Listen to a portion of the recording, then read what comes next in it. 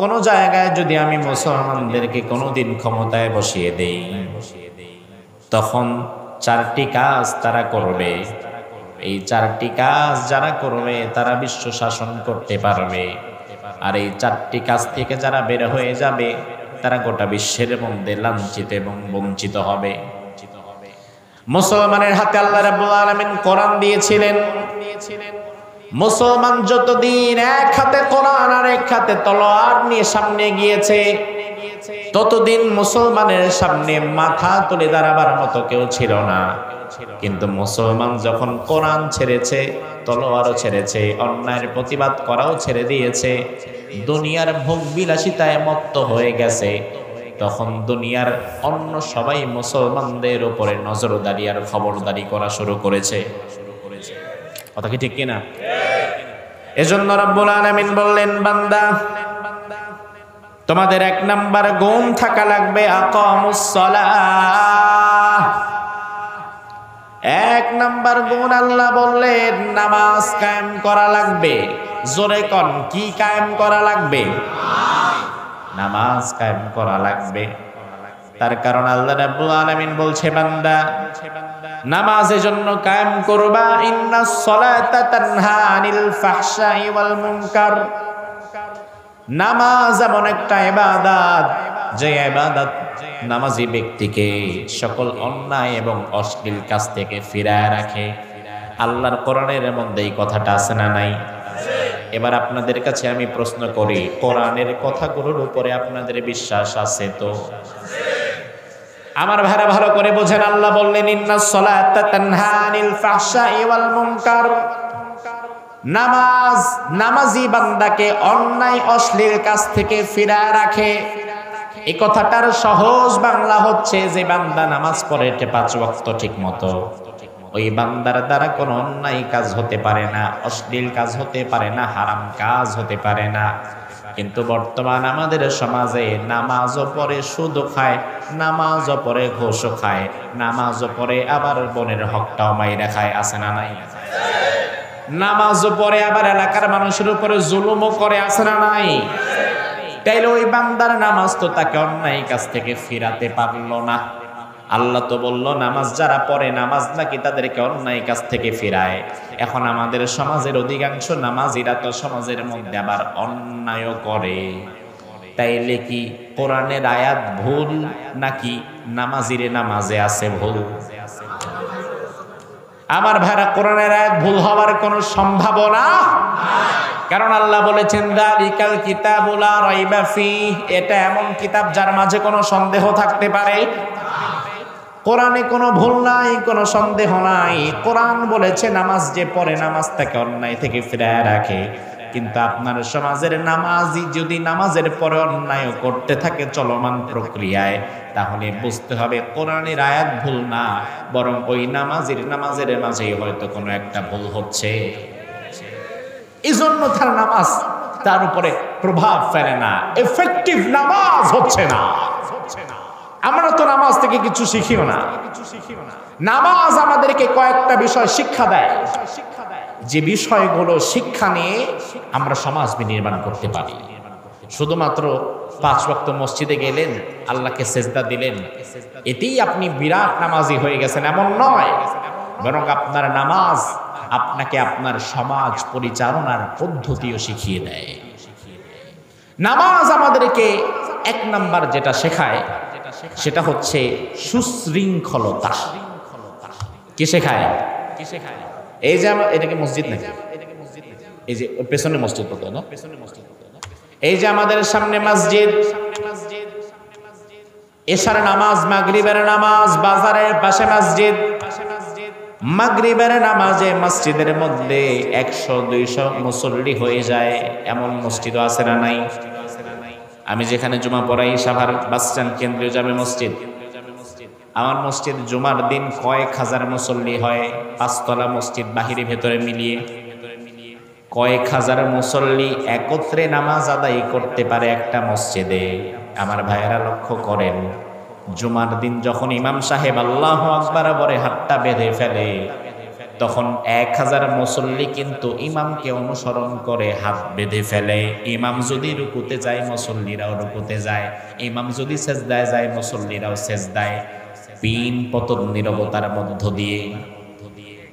অথচ বাঙালি মানুষদেরকে নামাজ ছাড়া দুনিয়ার অন্য কোনো জায়গায় এত বেশি সুশৃঙ্খলতার সাথে আপনি দাঁড় করাতে পারবেনই না। বিশ্বাস করেন না? বিশ্বাস যদি না করেন তাইলে আজকে এক ডেক্সি খিচুড়ি মাহফিলের পরে এনে এখানে দেন, আর মাহফিলের পরে শুধু বলেন মোনাজাতের পরে আপনারা তবারক নিয়ে বাড়ি যাবেন। তখন দেখা যাবে লাইনে ধাক্কা ধাক্কি করতে গিয়া চিত্রশাইলের অনেক মানুষ খিচুড়ির ডেক্সির ভিতরে ঢুকবে। আমার ভাইরা লক্ষ্য করেন, তাইলে নামাজ আমাদেরকে সুশৃঙ্খলতা শেখায়, অথচ আমাদের সমাজের মধ্যে শৃঙ্খলার বড় অভাব।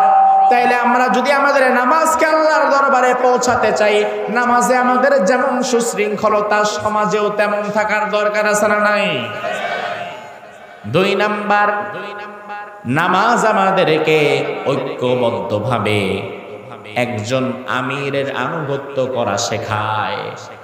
মুসলমান কখনো ছিন্ন বিচ্ছিন্ন ভাবে চলবে না, মুসলমান সব সময় চলবে নির্দিষ্ট একজন আমিরের আনুগত্যের মধ্য দিয়ে। আমার মন চাইছে আমি ডান দিকে হাঁটবো না, আমার মন চাইছে আমি বাম দিকে যাব না। মুসলমান সব সময় একজন সেন্ট্রাল লিডারশিপ ফলো করবে, যার কথায় মুসলমানেরা উঠবে বসবে, এমন একজন নেতৃস্থানীয় যোগ্য আমির মুসলমানদের থাকা লাগবে। এইবার রমাজানে আমরা ঈদের নামাজ আমি পড়েছিলাম মক্কাতুল মুকাররমায়। লাইলাতুল কদরের কয়েকটি রাত মক্কাতুল মুকাররমায় আমি ছিলাম। আপনারা জানেন, যারা খবর দেখেছেন, মক্কা এবং মদিনায় এই বছর রমাদানে রেকর্ড সংখ্যক মানুষের উপস্থিতি ছিল। মিডিয়া প্রমাণ করেছে, প্রকাশ করেছে, মক্কাতুল মুকাররমায় লাইলাতুল কদরের রাতে 50 লক্ষ মানুষ একসাথে নামাজ পড়েছে। 50 লক্ষ মানুষ একসাথে আমরা নামাজে দাঁড়ালাম। আব্দুর রহমান আস-সুদাইস ইমাম, তার পেছনে আমরা নামাজ আদায় করলাম। সুদাইসি সাহেব যখন সেজদায় আমরা সেজদায়, তিনি যখন দাঁড়ায় আমরা দাঁড়াই, তিনি হাত তুললে আমরা হাত তুলি, তিনি রুকুতে গেলে আমরা রুকুতে যাই। আমরা মানুষ কিন্তু 50 লাখ, গোটা বিশ্বের সব দেশের মানুষ এখানে আছে। কিন্তু আমাদের ইমাম যখন যা করে আমরা ইমামকে অনুসরণ করে তাই করি। এখান থেকে মুসলমানেরা যদি একটা শিক্ষা নিতে পারত, মুসলমানদের যদি এমন একজন যোগ্য নেতা থাকতো, আমির থাকতো, 50 লাখ মুসলমান কাবার চত্বরে একজন ইমামকে যেমন ফলো করে, গোটা বিশ্বের 200 কোটি মুসলমান যদি পৃথিবীর একজন ইমামকে এমন ভাবে ফলো করত, যার কথা আমরা নির্বিঘ্নে মেনে নিতাম, যিনি শুধু আমাদের মসজিদের ইমাম নয়, যিনি আমাদের রাজনৈতিক মতাদর্শ এবং সমাজের ইমাম হতেন। আমার ভাইরা, দুঃখজনক, মুসলমানদের এখন নামাজের ইমামের অভাব নাই, কিন্তু মুসলমানদের মাঝে সমাজ পরিচালনার মতো যোগ্যতা সম্পূর্ণ জিহাদের কোনো ইমাম নাই। এই জন্য মুসলমান এখন কারো সাথে আর পেরে ওঠে না, মুসলমানকে আর কেউ গলায়ও ধরে না। আমার ভাইরা, নামাজ আমাদেরকে 3 নাম্বার আরেকটা বিষয় শিক্ষা দেয়।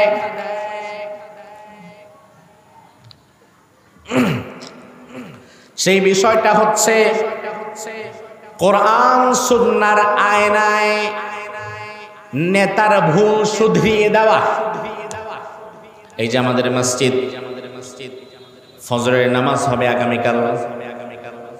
ফজরের নামাজের স্বাভাবিকত মসজিদে অন্যান্য নামাজের চাইতে মুসল্লির সংখ্যা একটু কমই হয়, কিন্তু রাত্রেবেলা মাহফিল হয়েছে, ইয়াহিয়া তাকে কথা বলেছে, আরিফ বিন হাবিব ভাই কথা বলেছে, এজন্য মানুষ নামাজের প্রতি একটু আগ্রহটা বাড়ছে।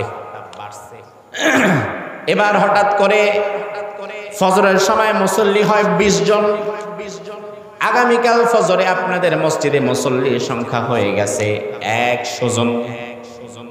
এবার ইমাম সাহেব চিন্তা করলো 100 জন মুসল্লি তো কখনো ফজরে আসে না, আজকে যেহেতু এসেই পড়েছে, এত মানুষকে তো কখনো একসাথে ফজরে পাই না, আজকে যেহেতু পাইছি ফজরের নামাজ আজকে 2 রাকাত না পড়ায় 4 রাকাত পড়ায় দেই, একটু সবটা বারুক। এই চিন্তা থেকে আপনাদের ইমাম যদি ফজরের নামাজ 2 রাকাতের জায়গায় সালাম না ফিরিয়ে আবার দাঁড়িয়ে 3 নাম্বার রাকাত শুরু করে, আপনারা কি পড়বেন? কথা কয় না। আপনারা কি করবেন? করবেনটা কি?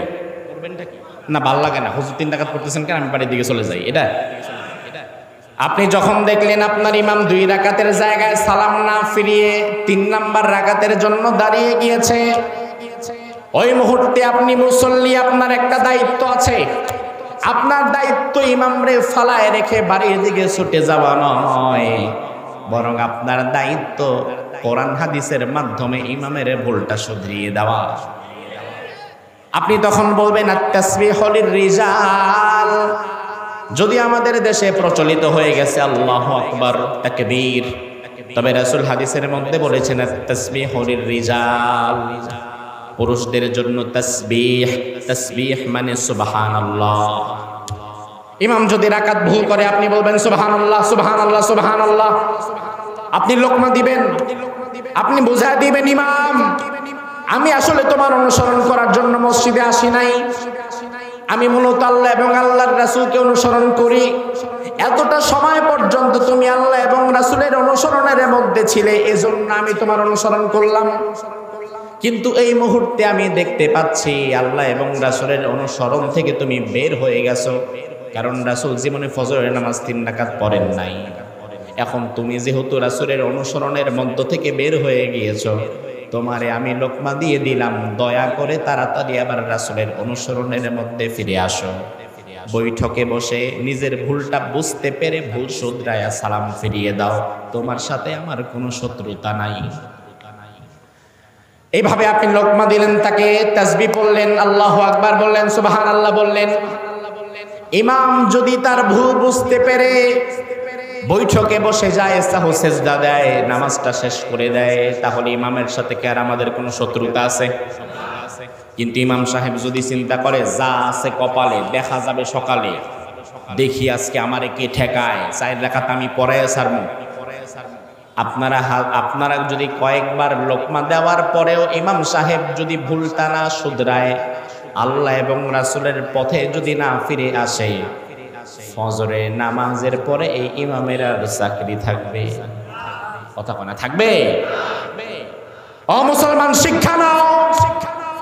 আমি আমার রাজনৈতিক নেতা, আমার চেয়ারম্যান, আমার মেম্বার, আমার ভাইস চেয়ারম্যান, আমার প্রেসিডেন্ট, আমার এমপি, আমার মন্ত্রী, আমার দলের নেতা, আমার কেন্দ্রীয় নেতা, আমার পীর বাবা, আমার হুজুর বাবা, সবাইকে আমি অনুসরণ করব, মানব, শুনবো ততক্ষণ তারা আল্লাহ এবং আল্লাহর রাসূলের আনুগত্যের মধ্যে থাকবে, যতক্ষণ। কিন্তু আমি যদি দেখি আমার হুজুর আল্লাহ এবং রাসূলের বিরুদ্ধে চলে গিয়েছে, আমার পীরের কোনো কথা আল্লাহ এবং রাসূলের বিরুদ্ধে চলে গিয়েছে, আমার রাজনৈতিক দলের কোনো সিদ্ধান্ত, তাদের কোনো কথা আল্লাহ এবং রাসূলের বিরুদ্ধে চলে গিয়েছে, তখন আমি পীর বাবা বুঝি না, হুজুর বুঝি না, বক্তা বুঝি না, নেতা বুঝি না, খেতা বুঝি না, দুনিয়ার পীর বাবা, খাজা বাবা, হুজুর সবগুলারে তালাক দিয়া নেতা খেতা সব ভুইলা গিয়া আবার ইসলামের মধ্যে আমারে ফিরে আসা লাগবে। আমি যদি মসজিদে, ভালো করে শোনেন, মসজিদে আমার ইমাম যদি ভুল করে আমি ইমামকে ছেড়ে চলে যাই না, ইমামকে লোকমা দিয়ে সংশোধন করে দেই। আমি একটা রাজনৈতিক দলের কর্মী, আমার রাজনৈতিক দলের নেতাও যদি ভুল করে আমি আমার নেতাকে ছেড়ে চলে যাব না, বরং মসজিদের ইমামকে আমরা যেমন লোকমা দিয়ে সংশোধন করে দেই, আমার রাজনৈতিক দলের নেতা, আমার দেশের প্রেসিডেন্টও যদি কোনো ভুল করে আমাকে সাহসী কণ্ঠে প্রেসিডেন্টের সামনে দাঁড়ায় তার ভুলটাও ধরায় দেওয়া লাগবে।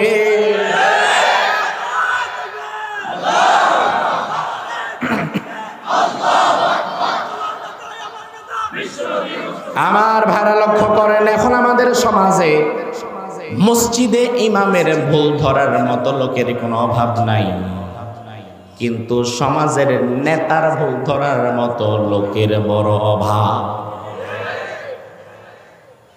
নামাজ আমাদেরকে এটা শেখায়, অন্ধভাবে কোনো অনুসরণ নয়। যেই দলই তুমি করো না কেন ভাই, অন্ধভাবে কাউকে মানা যাবে না, অন্ধভাবে কাউকে অনুসরণ করা যাবে না। আবু বকর সিদ্দিক রাদিয়াল্লাহু আনহু খলিফাতুল মুসলিমিন, তিনি যেদিন প্রথম নির্বাচিত হলেন, খলিফাতুল মুসলিমিন আবু বকর মদিনার হাজার হাজার মানুষদেরকে সামনে নিয়ে বললেন, ও মদিনাবাসী, আমি তোমাদেরকে এই দিব সেই দিব, ব্রিজ কালভার্ট রাস্তা বানিয়ে দিব, এত ওয়াদা করতে পারবো না, তবে আমি তোমাদেরকে একটা ওয়াদা করে যাই, তোমরা আমার কথাটা গুরুত্ব দিয়ে শুনবে। আবু বকর সিদ্দিক রাদিয়াল্লাহু আনহু বললেন, আতিউনি মা তাতুল্লাহ ওয়া রাসূলাহু ফাইযা আসাইতুল্লাহ ওয়া রাসূলাহু ফালা তাআতা লি আলাইকুম। ও মদিনার ভাইরা শুনে নাও, ও মদিনার মা বোনেরা শুনে নাও, তোমরা সবাই আমি আবু বকরকে অনুসরণ করবা ঠিক ততক্ষণ। লক্ষ্য করেন, আবু বকর বলেন, ও মদিনাবাসী শুনে নাও, তোমরা সবাই আমি আবু বকরকে অনুসরণ করবা ততক্ষণ। আমি আবু বকর আল্লাহ এবং রাসূলকে অনুসরণ করব যতক্ষণ। কথা হয়। এরপরে আবু বকর বললেন, ফাইদা আসাইতুল্লাহ ওয়া রাসূলাহু ফালা তাআতা লি আলাইকুম।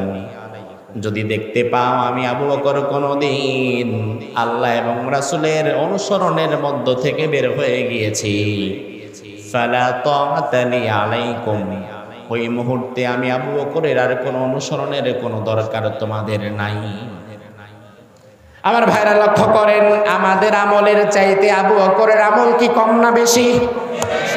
উম্মতের মধ্যে যদি রোল নাম্বার দেওয়া হয় 1 2 3 4 5, তাইলে আবু বকরের রোল নাম্বার কত হবে? কারণ আল্লাহর হাবিবের পরে এই উম্মতের সর্বশ্রেষ্ঠ মানুষ যিনি, তার নাম কি? আবু বকর সিদ্দিক রাদিয়াল্লাহু আনহু। আল্লাহর হাবিব বললেন, উম্মতেরা শুনে নাও, তোমাদের সবার আমলগুলো যদি এক পাল্লায় রাখা হয়, আর আমার আবু বকর আমার সাথে গারে হেরায় যে একটা রাত ছিল, ওই এক রাতের আমল যদি এক পাল্লায় রাখা হয়, তোমাদের গোটা দুনিয়ার সবার আমলের চাইতে একা আবু বকরের আমলের পাল্লাটা ভারী হয়ে যাবে। ওই আবু বকর বলছে যে আমি যদি আল্লাহ রাসূলকে অনুসরণ করি তোমরা আমাকে অনুসরণ করবা, আমি যদি আল্লাহ রাসূলকে অনুসরণ না করি তোমরা আমার থেকে দূরে সরে যাবা, আমার কোনো অনুসরণের দরকার নাই। তাইলে আল্লাহ রাসূলের অনুসরণের বাহিরে গেলে আবু বকরকে যদি আর অনুসরণ করা না যায়, সেখানে আল্লাহ রাসূলের আদর্শের বাহিরে গেলে তোমার হুজুর, তোমার পীর আর তোমার নেতারে অনুসরণ করবা কেমনে ভাই? আমার ভাইরে তো গেল আবু বকর সিদ্দিক রাদিয়াল্লাহু আনহুর কথা। ওমর ফারুক রাদিয়াল্লাহু আনহু, তিনি যেদিন খলিফা হলেন, খলিফা হওয়ার পরে তিনি বললেন, ও মদিনাবাসী, আবু বকর খলিফা হওয়ার পরে তোমাদেরকে একটা কথা বলেছিল, আজকে আমি নতুন প্রেসিডেন্ট হলাম, এবার আমিও তোমাদেরকে একটা কথা বলছি, শোনো। ও মদিনার লোকেরা শুনে নাও, আমি ওমর ফারুক, আমি খলিফা হওয়ার পরে যদি কোনো ভালো কাজ করি, তাহলে তোমরা ওই ভালো কাজে আমাকে সহযোগিতা করবা, আমাকে সাহায্য করবা, আমার ভালো কাজটা যেন সুন্দর হয়। আর আমি যদি খলিফা নির্বাচিত হওয়ার পরে কোনো অন্যায় কাজ করি, কোনো ভুল কাজ করি, ফাকাউমিমুনি, আমাকে আর সহযোগিতা নয়, বরং আমার অন্যায় কাজের বিরোধিতা করে আমারও তোমরা সোজা করে দিবা। আমার ভাইরা, ওমর ফারুক রাদিয়াল্লাহু আনহু আমাদের জন্য আদর্শ, আবু বকর সিদ্দিক আমাদের জন্য আদর্শ, ওসমান আলী রিদওয়ানুল্লাহি আলাইহিম আজমাইন আমাদের জন্য আদর্শ। তাদের কথা আমাদের সামনে রাখলে আমাদের সামনে পরিষ্কারভাবে যেটা ফুটে ওঠে, আমাদের যত বড় দল হোক আর নেতা হোক, তারা যতক্ষণ ভালো কাজ করবে, ভালো কথা বলবে, ভালো পথে চলবে, তাদের ভালো কাজে আমাদের সমর্থন এবং সহযোগিতা থাকা লাগবে, ঠিক কিনা? এই মুহূর্তে বর্তমান অন্তর্বর্তীকালীন সরকার বাংলাদেশ পরিচালনা করছে অন্তর্বর্তীকালীন সরকার।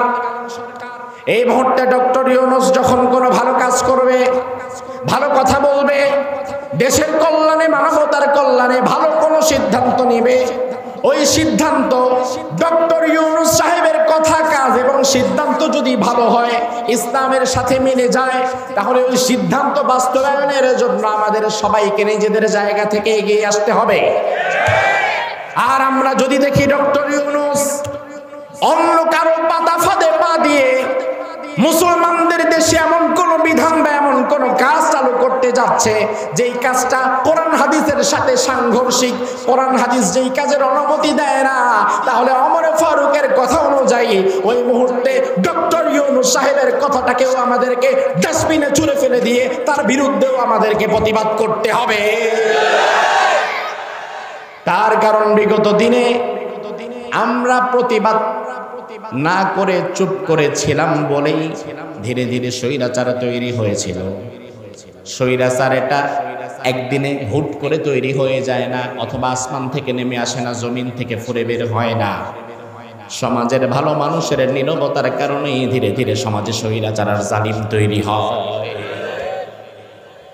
আমার ভাইরা, আল্লাহ রাব্বুল আলামিন এজন্য বললেন নামাজ, এক নাম্বার গুণ থাকবে নামাজ। যারা নামাজ কায়েম করবে, নিজেরা নামাজ পড়বে, পরিবারে পড়াবে, সমাজে পড়াবে। দুই নাম্বারে আল্লাহ বললেন ওয়াতাউজ যাকাত, এবং যাকাত ভিত্তিক অর্থনীতি প্রণয়ন করবে, সুদকে চিরতরে ছুঁড়ে ফেলে দেবে। বর্তমান বাংলাদেশে সুদ আছে না নাই? বেশি না কম? জোরে কম? মানুষ খুব চালাক, আমাদেরকে প্রশ্ন করে হুজুর ডক্টর ইউনূস যে সুদখোর, তার বিরুদ্ধে কিছু বলেন। বিষয়টা এমন যে পুরা বাংলাদেশে একমাত্র সুদখোর ডক্টর ইউনূস, আর সবাই খুব ভালো মানুষ। অথচ বাংলাদেশের সমিতি, ব্যাংক লোন, ওই এনজিও, সমবায় সমিতি, অমুক তমুক, এগুলা হিসাব করলে দেখা যাবে বাংলাদেশের 100% মানুষের 95% মানুষ নানানভাবে সুদের সাথে সম্পৃক্ত। চাকরি করে 15,000 টাকার ফ্রিজ লাগবে একটা, কিভাবে নিবে? এবার আসছে সুদের মধ্যে ঢুকছে। কিস্তিতে আসো, সুদ দাও। এই আসো, মোটরসাইকেল নাও, সুদ দাও। ব্যাংক থেকে বাড়ি করবা, টাকা নাই, জমি আছে, সুদ দাও। তুমি একটা ব্যবসা করবা, রিক্সা কিনবা, রিক্সার ব্যাটারি নষ্ট হয়ে গেছে, 10,000 টাকা লাগবে, কারো কাছে কর্জে হাসানা পাবেন না। কিন্তু সুদের জন্য যান, মাশাআল্লাহ 10,000 টাকায় 50,000 টাকা নিয়ে দাঁড়িয়ে আছে। সুদের অভাব নাই। তাহলে সুদের সাথে যেই জাতির 95% মানুষ জড়িত, ওই জাতির নেতা ডক্টর ইউনূস না হয়ে কি ইমাম মাহাদি হবে? ভাবখানা এমন যে আমার তো একটা ইমাম মাহাদি লাগবে। আরে ভাই, আপনি নিজে ইসলাহ হন, কারণ যেই জাতি যেমন ওই জাতির মাথায় উপরে আল্লাহ বসায় তেমন। আপনি নিজে ভালো হন, নিজে ইসলাহ হন, নিজেকে পরিশুদ্ধ করেন। রাব্বুল আলামিন বললেন বান্দা নামাজ কায়েম করবা, যাকাত আদায় করবা। 3 নম্বরে ওয়া আমারু বিল মারুফ, সৎ কাজের আদেশ দান করবা। 4 নম্বরে ওয়া নাহাউ আনিল মুনকার, অন্যায় কাজ থেকে বাধা প্রদান করবা। আমার ভাইরা, এটা অনেক বড় একটা দায়িত্ব। নামাজ পড়া যেমন বড় দায়িত্ব, যাকাত আদায় করা যেমন বড় দায়িত্ব, সৎ কাজের আদেশ দেওয়া এবং অন্যায় কাজে বাধা দেওয়া তেমন বড় একটা দায়িত্ব। বর্তমান সমাজে নামাজি লোক পাবেন, হজ করনেওয়ালা হাজি লোক পাবেন, রোজাদার, রোজা রেখেছে এমন রোজাদার ব্যক্তি পাবেন, কিন্তু সমাজে সৎ কাজের আদেশ দেয়, অন্যায় কাজ হতে দেখলে বাধা দেয় এমন লোকের সংখ্যা খুবই কম। ঠিক কিনা? যতদিন যাচ্ছে সৎ কাজের আদেশ দেওয়া এবং অন্যায় কাজে বাধা দেওয়ার যে মানসিক প্রবণতা, এটাও ধীরে ধীরে কমে যাচ্ছে। এই যে আমার সামনে মুরব্বীরা আছেন, 5, 10, 15, 20 বছরের ছেলেরা আছেন, 50, 60 বছরের মুরব্বীরা আছেন। আপনাদেরকে আমি একটু মনে করিয়ে দিতে চাই, আজ থেকে 25 বছর 30 বছর আগে আমরা যখন ছোট ছিলাম, তখন আমরা একটা বিষয় দেখতাম। এই বসো, লাগবে না, এই মনোযোগ নষ্ট করিও না।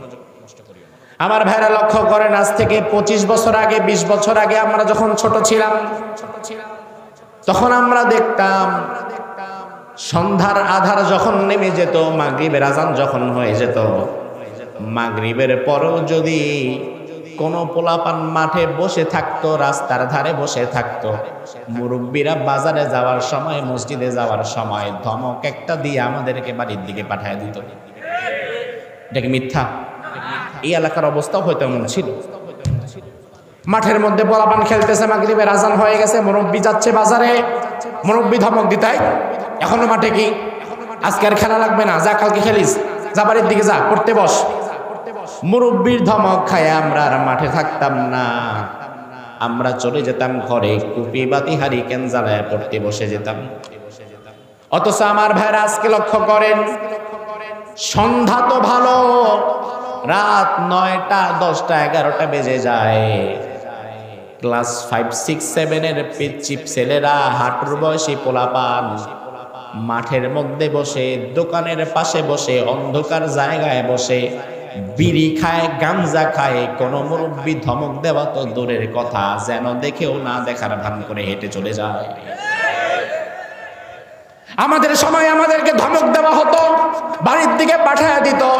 আজকের ছোট ছোট বাচ্চারা, হাঁটুর বয়সী পোলাপানেরা রাস্তার মধ্যে বিড়ি খায়, গাঞ্জা খায়, মুরব্বী একটা ধমকও দেয় না, তার চেহারার দিকে তাকায়ও না। মুরব্বীকে এবার আপনি প্রশ্ন করবেন, বাবা দোষটা আপনার, আপনি কেন তাদেরকে শাসন করেন না? মুরব্বীর কাছেও একটা জবাব আছে। মুরব্বী তখন বলবে, হুজুর আপনারা যখন ছোট ছিলেন আপনারা ভালো ছিলেন, আপনাদেরকে ধমক দিলে আপনারা বাড়ির দিকে চলে যেতেন আর কথা বলতেন না, কিন্তু বর্তমান ক্লাস 5 6 এর পোলাপান রাস্তার পাশে দাঁড়ায়া আড্ডা মারে আর বিড়ি খায়।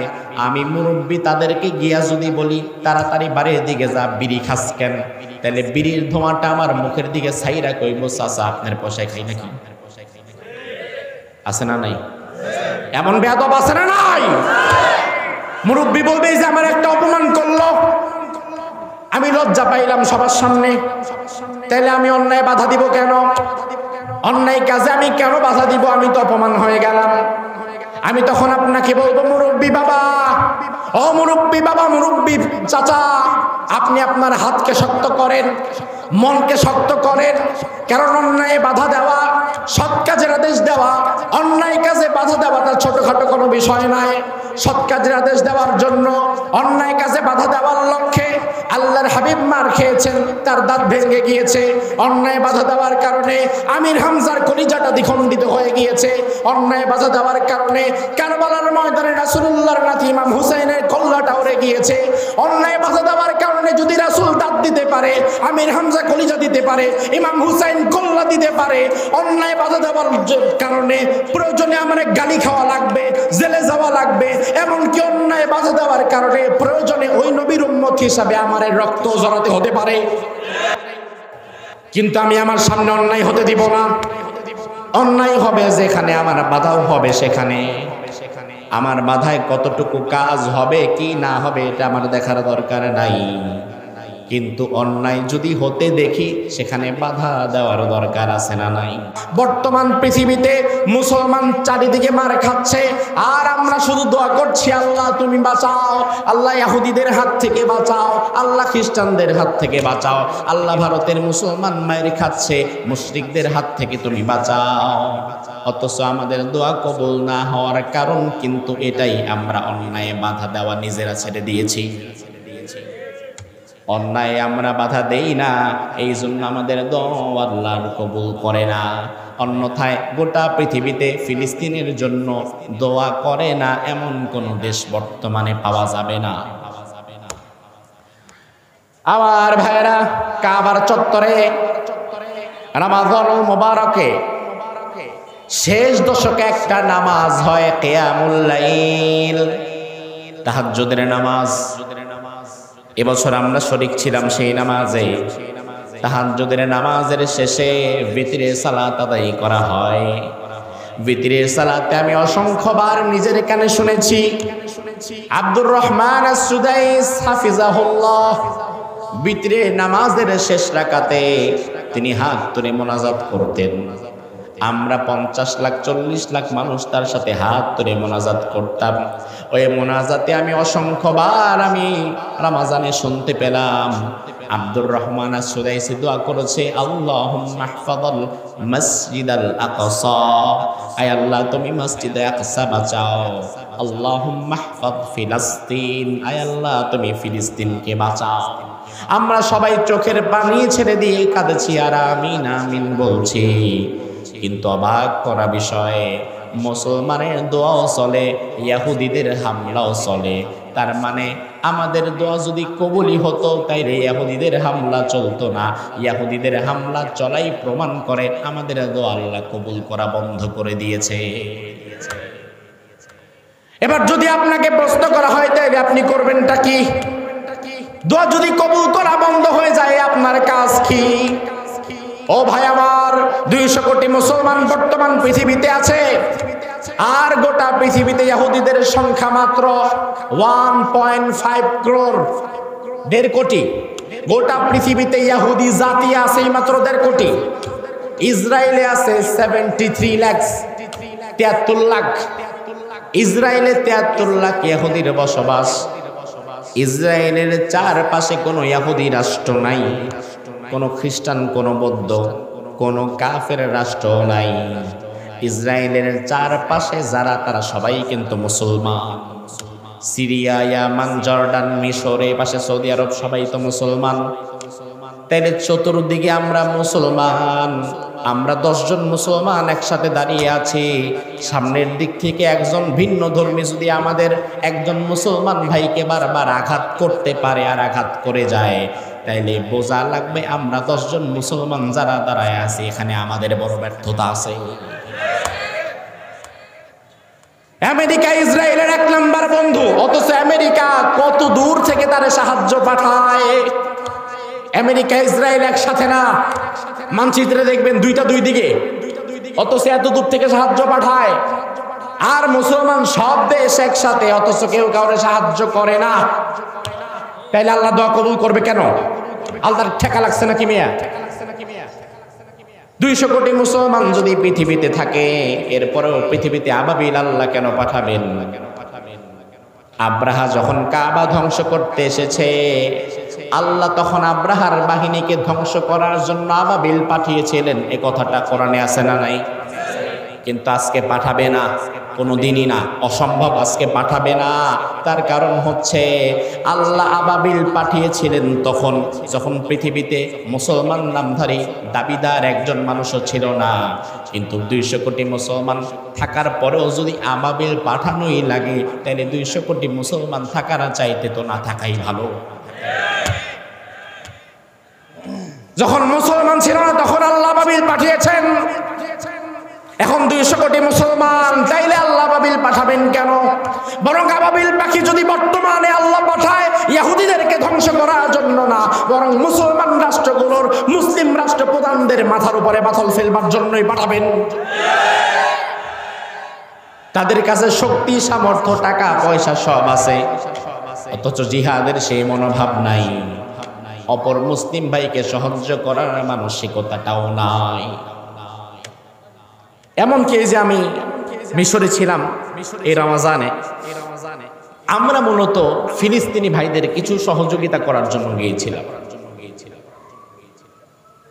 তো মিশর ইমিগ্রেশন ক্রস করার আগেই জামিয়া আল আজহারের ছাত্ররা আমাকে জানিয়ে দিল, হুজুর ইমিগ্রেশনে তো আপনাকে জিজ্ঞেস করবে কেন আসছেন। আপনি যদি বলেন যে ফিলিস্তিনিদের সহযোগিতা করার জন্য আসছি, তাহলে ইমিগ্রেশন পুলিশ আপনারে আর ঢুকতেই দিবে না। আবার ব্যাক টু বাংলাদেশে যা। এই জন্য আপনাকে বলতে হবে আমি টুরিস্ট হিসাবে আসছি। এরপরেও এয়ারপোর্টে মিশর ইমিগ্রেশনের পুলিশ আমাকে আর আমার সাথে আরেক আলেম ছিল, তাকে, আমাদের 2 জনকে 5 ঘন্টা আটকে রাখছে। এরপরে মিশরে আমরা যখন ফিলিস্তিনি ভাইদেরকে বিভিন্ন জায়গায় যতটুকু পারা যায় কিছু হাদিয়া, উপহার, সহযোগিতা করতে চাইলাম, পদে পদে বাধা। সরাসরি আপনি তাদেরকে সহযোগিতা করছেন, এটা ইজিপ্ট গভর্নমেন্ট আপনাকে খুব একটা পারমিশন দিবেও না। লুকিয়ে চুরিয়ে খুব কষ্ট করে ফিলিস্তিনের সেই মানুষদের কাছে খাবার পৌঁছাতে হয়। আমি চিন্তা করলাম, আহারে, ফিলিস্তিনের পাশে মিশর, জর্ডান, সিরিয়া, ইয়েমেন, এই পাশে সৌদি আরব, এত বড় বড় রাষ্ট্র সব একসাথে, অথচ ফিলিস্তিনের ভাইরা না খেয়ে মরছে। ফিলিস্তিনের ভাইদের অ্যাম্বুলেন্সটা হসপিটাল পর্যন্ত যাওয়ার জন্য অ্যাম্বুলেন্সের তেল পাওয়া যাচ্ছে না, অথচ সৌদি আরব নাকি তেলের খনি। ফিলিস্তিনের বাচ্চারা ক্ষুধার যন্ত্রণায় খাবার পাচ্ছে না, অথচ আরব বিশ্বগুলো যেই পরিমাণ খাবার নষ্ট করে, ওই এক বেলার খাবার দিয়ে ফিলিস্তিনের মানুষ এক সপ্তাহ খেতে পারবে। এত কঠোর এবং বাজে দৃশ্য আমি সেখানে দেখলাম, এবং মনে মনে শুধু এই হাদিসটাই চিন্তা করলাম, আহারে, মুসলমান শুধু আরেক ভাইকে এখন বিপদে ফেলে আল্লাহর কাছে দোয়া করে, আল্লাহ তুমি তারে বাঁচাও। আরে সব যদি আল্লাহ করে, তাহলে মুসলমান হয়ে তুমি জন্মগ্রহণ করলা কেন? মুসলমান হয়ে আল্লাহ তাআলা তোমাকে পাঠালেন কেন? আমার ভাইরা, এই জন্য আল্লাহ রাব্বুল আলামিন, আমরা যদি অন্যায় বাধা না দেই, সৎ কাজের আদেশ না দেই, রব্বুল আলামিন আমাদের মাথার উপরে আযাব এবং গজব চাপিয়ে দিবে, যেই গজব থেকে বাঁচা যাবে না, দোয়া করলেও দোয়া কবুল হবে না।